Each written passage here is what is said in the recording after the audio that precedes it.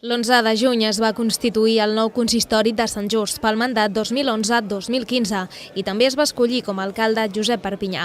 Prop de 200 persones van ser-hi presents en l'acte públic a la Vagoneta, que, com és tradicional, acull el ple de constitució del govern. La llista més votada a les eleccions municipals del 22 de maig, el Partit dels Socialistes de Catalunya, formarà govern amb els grups d'Iniciativa per Catalunya Verds, Esquerra Unida i Alternativa i Junts per Sant Just. Des de l'oposició treballaran Convergència i Unió, el Partit Popular i Via Democràtica. Els 17 regidors del consistori van jurar o prometre el seu càrrec davant de tothom i després van votar el seu candidat a l'alcaldia. Perpinyà va aconseguir el suport necessari dels regidors per ser investit alcaldat de Sant Just amb 9 vots favorables. Tot seguit va prometre el càrrec, contestant la pregunta que li formulava Miquel Obrador de CiU, el regidor de més edat.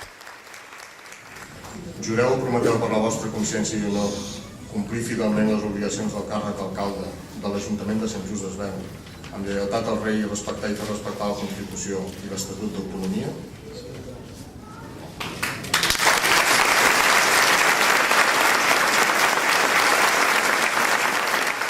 Josep Perpinyà va recollir el bastó de comandament i va explicar alguns dels objectius del govern aquest mandat. Hem de donar suport, com deia, a les persones i als col·lectius afectats per aquesta crisi econòmica. Es dona continuïtat a les polítiques de serveis socials i d'ocupació destinant els recursos necessaris. Ni un euro menys amb aquests temes. No ens hi trobaran, de cap de les maneres. El que faci falta es posarà al pressupost municipal, com ho hem fet en els darrers anys. Ni un euro menys en educació i en serveis socials. Que tothom ho tingui clar.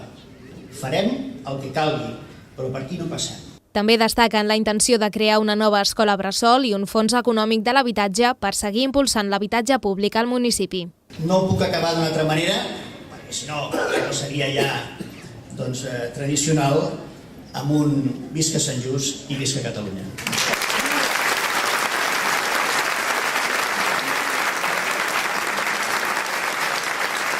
L'acte de constitució del govern va finalitzar amb la foto de família dels nous regidors i regidores de l'Ajuntament de Sant Just.